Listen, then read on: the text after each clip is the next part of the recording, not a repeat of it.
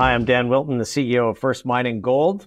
First Mining Gold is advancing the Springpole Gold Project in Ontario, one of the largest undeveloped gold projects in that province, and moving forward with our Duparquet Gold Project in the prolific Abitibi Gold Belt in Quebec. Dan, good to see you. We were meant to catch up in Toronto at PDAC. Didn't get to see you. You were busy. I mean, what was going on there? There didn't seem to be a lot of investors. Why did you bother going? It's a good question. No, listen, for us, over the last number of years, PDAC has not really been about investors at that show. We often have a chance to catch up with some of them, and a lot kind of stop by our booth. But for most of our team, the PDAC schedule is very heavily dominated with meetings with government and meetings with leadership of Indigenous communities who we're working with, because it's a great opportunity to get some of the leadership out of the communities down to see and experience, really what the mining industry is about, have lots of opportunities for collaboration, and for us, just a good opportunity to sit down in a place that everyone's thinking about mining. So it was a very constructive time for us. Just talk about the EA. How long have you been working on it, and how much more time is required to actually conclude it? I want a sort of sense of the scale of the tasks that you have laid out in front of you with both projects. Yeah, interesting. So on the EA, we've been at this, really entered the EA process in 2018 federally. So, we like to say we're kind of 6 years through what we think is going to be a 7.5-ish year process. There were a couple of those years as we went into COVID that, it was difficult to make meaningful advances on some aspects of the project. But for where we are right now, you got to remember, we submitted that draft EA in May of 2022. That's been reviewed by all the regulators and a number of the Indigenous communities that we want to get input on. We're incorporating all that input into a final environmental assessment document, and that's kind of what gets submitted over the course of this summer. And when that goes in, it does kind of formally start the clock again on this review process. But you got to remember, we've already responded to 1,600 questions on this. There's been a lot of collaborative back and forth with all of the regulators and communities about, what their concerns are, or, just getting a better understanding where the baseline data is, all of that stuff. So there's been a couple of years of work on this already. So when it gets submitted in, everyone is expecting it. They, you submit it back to the regulators with kind of a list of the questions that they had, and here's where their questions are addressed in the document. So it's an enormous undertaking, right? These documents are, I'm not sure what the final will be. The draft was more than 10,000 pages long. So it's a lot of work to get that all incorporated into the final. And I think, on the basis of some of the feedback that we've received, we've chosen to make some, I think, pretty important changes in design and ultimately in potential for access and some of the routes coming into the project as well. So still a lot of work to do with the communities, particularly on that front, but ultimately, aiming to have that submitted. And from the point of submission, I think we'd be hopeful that we're coming out of that environmental assessment process, before the end of 2025. Okay. It's a big process, a big long process, potentially 7.5, 8 years in total, and slight allowance for COVID in there as well. What are the other kind of big items that you've yet to deliver? Because I say this because obviously you issued that kind of final base shelf prospectus, which I think in total was, what, 100 million bucks? Yeah, something like that. So people looking at going, man, when's this dilution ever going to stop? But you've got stuff to do. I appreciate it. So what are those big items that are yet to get over the line, which you're going to be using this capital for? Because you're a developer. You're not a producer. You're not producing cash. I get that you've got to raise money, but how much more to come? Well, that's. I think we've got a pretty defined program around that now.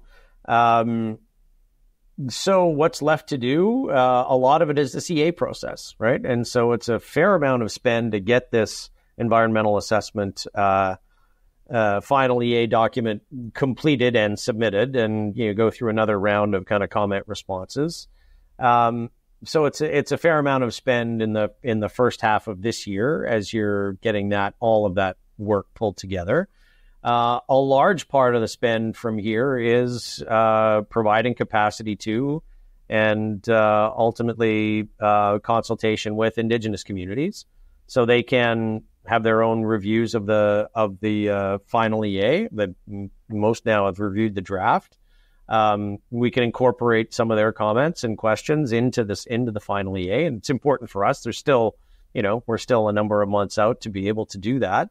But yeah, a lot of groups kind of working collectively. So that's a big part of it. There's a feasibility study that we would look to complete in 2025. That feasibility study really only requires probably $2 or $3 million of field work to really give us the complete data set on what we would look to do on the fees, and would target that fees to be ready about the same time as you'd expect to get environmental assessment approval. So, call it Q4 next year.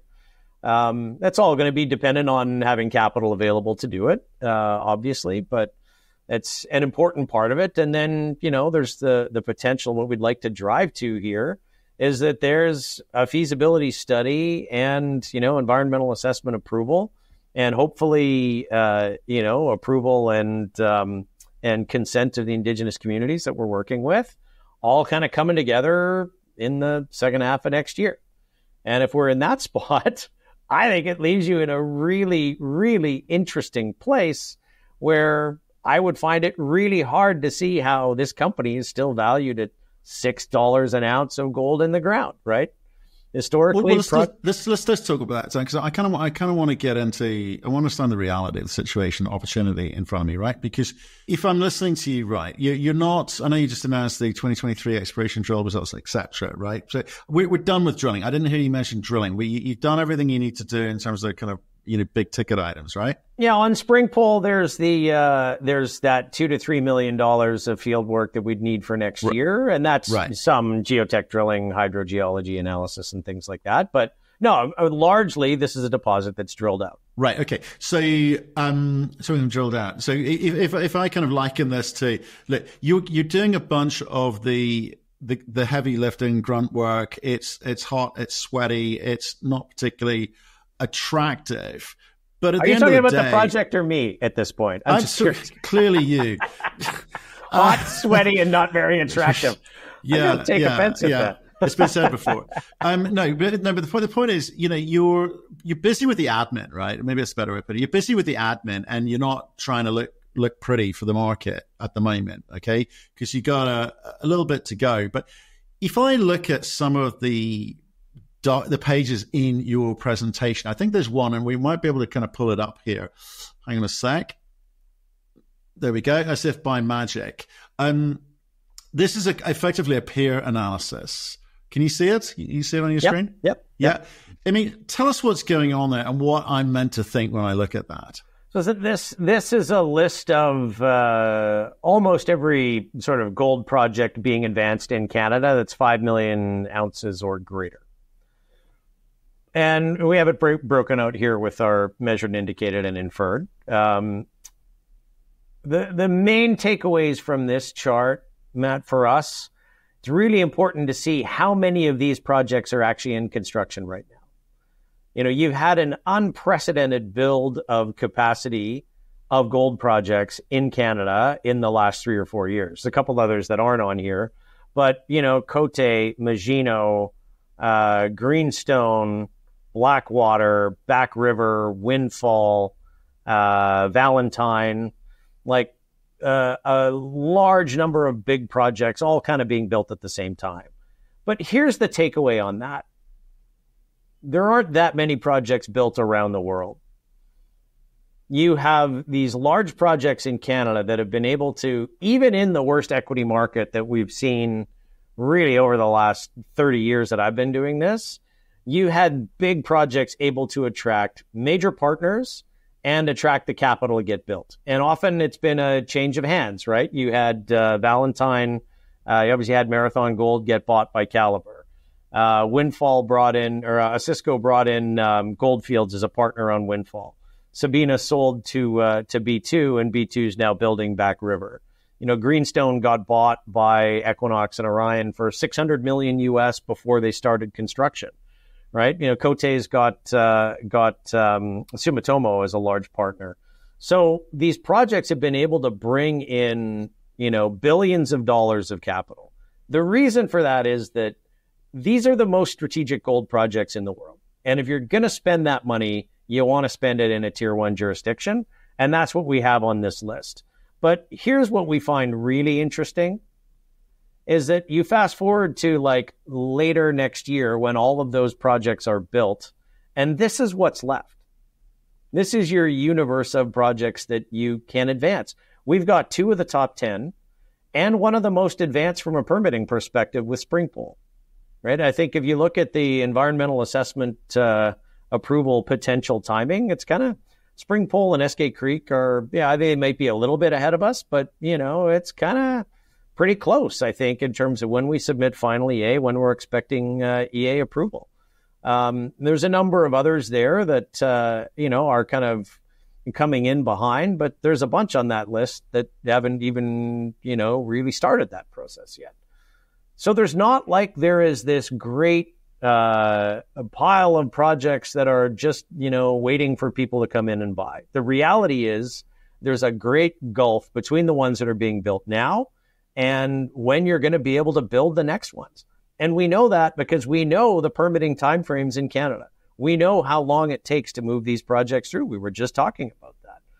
Realistically, if you were super well funded and super well organized, I think it's still 5 to 7 years, depending on, what you're doing on collecting baseline data, where your project is and what's involved. So we have a pretty good sense of how these projects might roll out in a place where they could be built. And I think we've got 2 really, really interesting projects here, not least of which, because with Du Parquet, we think that there's probably a scenario where you might not need to build a mill for Du Parquet because it's in the middle of the Abitibi Gold Belt. And as it turns out, we've got like 14 mills within 200 kilometers of that project. So, that's why we have such conviction of the value of these projects, because we know they're rare, we know they're scarce, and we know they're coming to a time when large gold producers are going to need to buy projects because we know industry-wide the challenges they've had on finding gold through their own exploration. And on top of that, today, there is no world in which a gold company could find and delineate resources on the scale that we're talking about, several million ounces, at a cost of, cheaper than you could buy them today. I mean, so let me, okay. And again, we've whacked up a chart there talking about, the dollar ounce ratio there for you. So $6 an ounce for you, and you're significantly less than what else is out there. Okay, I get that. It's a nice comp. But I want to keep it really simple here. Okay, if you're talking to retail investors, what are you saying? Because it seems to me retail investors are getting frustrated by how long this process is taking. Should they be going? Why shouldn't they go off and get a sort of young exploration story, high leverage, high return, guaranteed every time? Obviously, folks. Guaranteed every time. Yeah. What are you in terms of investment profile, in terms of investment risk? Where do you sit in that return? I think without a question, the developers broadly, and we specifically, have the best risk reward potential in the industry right now. Like, full stop. The leverage that you get with these projects is phenomenal. Not just because you can get in at $6 an ounce, right? And again, I challenge any explorer that I don't care how many ounces you're going to delineate. Like, show me where you can do that for less than $10 an ounce. If you count, all of the exploration work that goes into it. these projects that we have probably had $350 million spent on them over the last 10 years. It's an enormous amount of work. Like Duparquet, we've got 270,000 meters of drilling. Just the cost just to replicate that alone is probably $50 million, right? Like it's phenomenal amount of work that's gone into it. And we're the beneficiary of that right now, of all of that work. And most importantly, as you kind of point out, we're the beneficiary of all the time that's been spent. Because if you are starting today to do all that work, there's no shortcuts. You have to do it all. And what happens when, your exploration story finally delineates its, 5 millionth ounce, and now it's time to start down the development path? Well, I'll tell you exactly what happens. You end up exactly where we are as you go through, what Pierre Lassonde affectionately refers to as the killing fields, right? Like, we're toward the end of that process. I keep saying, we're, 6 years into a 7.5-year permitting process. And the only thing worse than being 6 years through a 7.5-year permitting process is being anywhere before 6 years in that process, right? Like, we've done the hard yards. We've got assets with demonstrable value. I think we've taken an enormous amount of risk out of these. And that's a very important thing. That is fundamentally our strategy and our business here is de-risking these projects to surface value through achieving milestones that allow other people really to see the value and want to mobilize capital towards them, whether that's individual investors, whether it's high net worth and retail investors, whether that's institutional investors. At some point, you will get recognition for the fundamental value in these projects. Of that, I'm absolutely convinced. You just have to make it there, right? And therein lies the challenge that we've had to take some dilution to get there. And obviously, we've also done, I think, a pretty good job of trying to mitigate some of those dilution impacts. And we can demonstrate the fact that we've turned our portfolio of assets into more than $50 million of non-dilutive cash over the last 4 years. And that's a track record that we're pretty proud of. No, yeah, I get it. I remember talking about it at the time. It helped, right? Imagine if you hadn't, I think people perhaps don't appreciate it, right? And it's a chunk of change. It's not like 5 million, it's 50 million. Okay, so let's be appreciative of that, because it does take big numbers to get these big projects to the front of the queue. Yeah, and that's something that needs to perhaps also be said. And I do acknowledge that. But what I noticed in some of the earlier charts they pulled up there was the people have got taken out. They got taken out on the sheer number of ounces, which doesn't seem directly correlated to the grade. These projects that we're looking at in there were, some less than a gram, some over a gram. And it's kind of like it's not. We're not chasing necessary. So high grade isn't necessarily the appeal. It's the engineering feat of delivering the economics on whatever the grade is there. That's what people are buying into, and scale gives you the opportunity to do that. I thought that was interesting, because I think it's so easy to kind of skip to, let's just do high grade stuff, but maybe that's a little bit more not impossible. It is possible that it happens, but I'm saying even these low grade projects get across the line. Yes, and I think, there are some of the higher grade projects. Great Bear, I think, is a great example of that. It's got, some very high grade in an open pit. They've got underground potential. I think Kinross has, continued to do really good work to continue to define it. But you have to remember that they paid $1.8 billion to buy that resource. And from the point that they bought it, they bought it when, in 22? Was by their own admission 8 years to production. And I think that's going to be a challenge on that time frame, just because we know how long these things take in that neck of the woods, because it's only about 100 kilometers from Springpole. So, and they're doing a great job. They're delineating a beautiful deposit, but, they've paid for it all up front. For that same amount of money, you could buy Springpole and build Springpole, and you'd still be ahead of the game. Now, not all grade is equal, right? It's a thing about with Springpole at a 1 gram gold and 5 gram silver. You have to look at all the other parts of the economics. What's the recoveries that you're going to get? What's the strip ratio if you're open pit mining it? What's the capital cost to build it? You really do have to look at the whole picture to be able to understand those economics. And I think, we'd stack the economics of Springpole up against anything as a project that should be built, and I think will be built, maybe by us or maybe by someone else. But we have a lot of options to deal with, and we've talked about this a lot, but have a lot of options to deal with that construction capital. But you're really only in a point to compare those options once we've done our job of de-risking the project and getting it down the track to get, the environmental assessment approvals, get a proper feasibility study or final feasibility study done on it, and, then be able to assess what those opportunities are and compare and contrast. Okay. I think it's been useful for me to kind of talk through the realities of building a mine. You've got to getting to the point where you can build a mine, I should say. It takes, these are big ticket items. They take longer. They've got to be done properly. No shortcuts, for sure.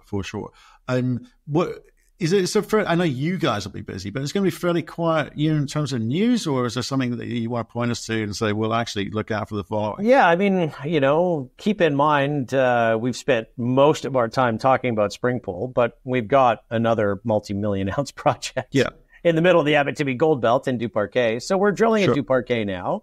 And I think our goal there is to continue to delineate kind of what the paths for growth of that deposit are. And I think we've already demonstrated, we think it's going to grow along strike. We think it can grow at depth. We think that there's different styles of mineralization that just never been looked for on this 19 kilometers of the Porcupine-Destor Fault that we have. So lots of, I think, interesting work coming out of there that are going to hopefully contribute results that will contribute to, a much clearer demonstration of the growth potential of that deposit. And at the same time, as you said before, trying to understand the regional picture to see if there might be an opportunity that we could maybe get this project into production without having to build a mill. And that, I think, would be of enormous benefit to all of the shareholders, not just in capital cost, but time frame and kind of scope of the project. So we're working on that, TBD. And then at Springpole, I think the major catalyst coming up this year is getting this final EA submitted and, continuing to march it through that process. And there's obviously, we'd like to be doing some work, exploration work at Springpole too, because we think it's a good time to demonstrate more growth that we know is going to be able to come out of that deposit as well. It's going to be a little bit capital dependent, but this is for all the people talk about it being the boring time, I think this is the most exciting time in the development of a project where you take it from a deposit essentially to a mine, right? Like this is where you really get the definition and make it real.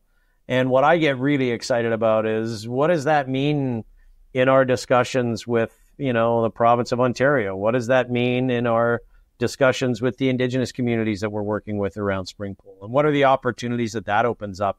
That's, to me, where it really starts getting real and tangible. This is going to have a really significant positive impact on people's lives. So it's still lots of work to do, obviously, and we have our head down and the team's focused on the prize. But, this is not, for all that we wring our hands about permitting timeframes in Canada, we're in the, not quite the home stretch, but we're rounding the corner into the home stretch for sure. So, I think lots more good news to be coming out this year.